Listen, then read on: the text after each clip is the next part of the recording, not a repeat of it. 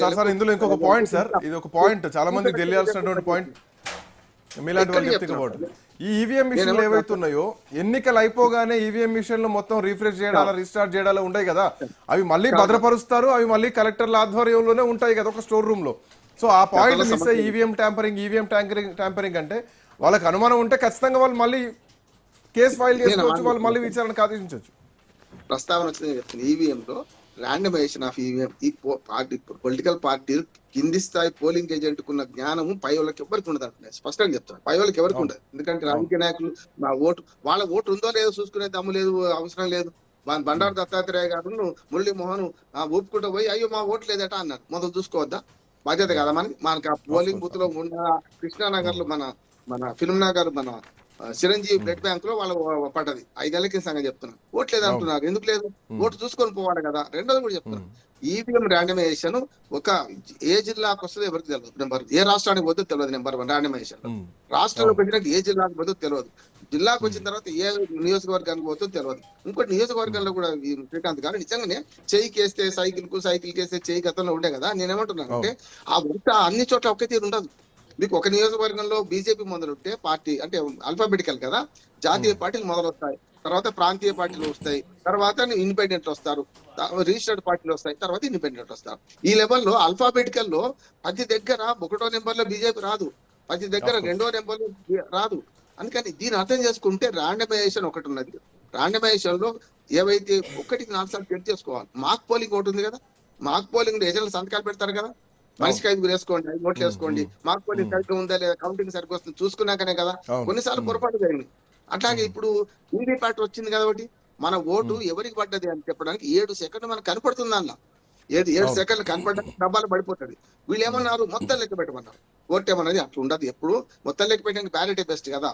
ఇంకొక మాట కూడా ఏమంటారంటే బ్యాలెట్ అభివృద్ధి చెందిన దేశాల్లో బ్యాలెట్ వాడుతుండ్రు, తెలుగు తక్కువ వాడుతుండ్రు. అమెరికాలో అల్గోరే ఓడిపోయిన ఆయన సీనియర్ జార్జ్ బుష్ ఆయన గెలిచిండు అని ఒప్పుకున్న దాకా ఎన్నికల ఫలితాలు రాలేదు. మీకు అమెరికాలో బ్రహ్మాండంగా జరుగుతుంది, అమెరికాలో వాలంటీర్లతో జరుగుతాయి, చాలా మోతాదు జరుగుతున్నాయి. బ్యాలెట్ పేపరే కావచ్చు.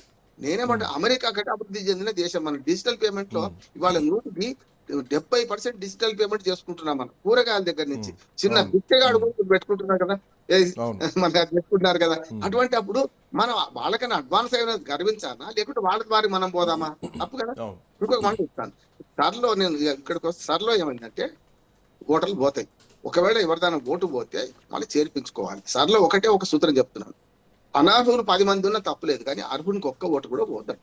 అర్హుడైన వాడు ఓటు పోదు, అది సూత్రం అంటున్నాను.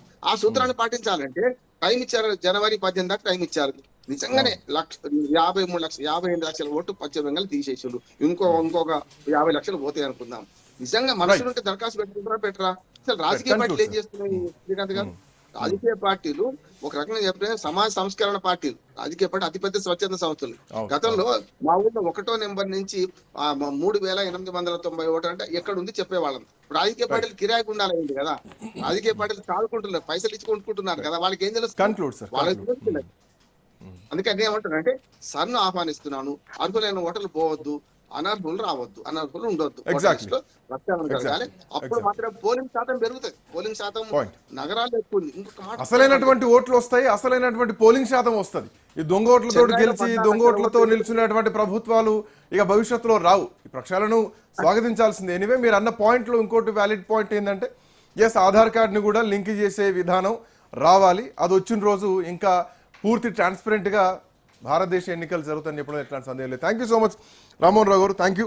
మొత్తానికి 1,71,00,000 ఓట్లను ఇప్పటికే తొలగించింది కేంద్ర ఎన్నికల సంఘం. సో సార్ ప్రక్షాళన చాలా విజయవంతంగా నడుస్తోంది.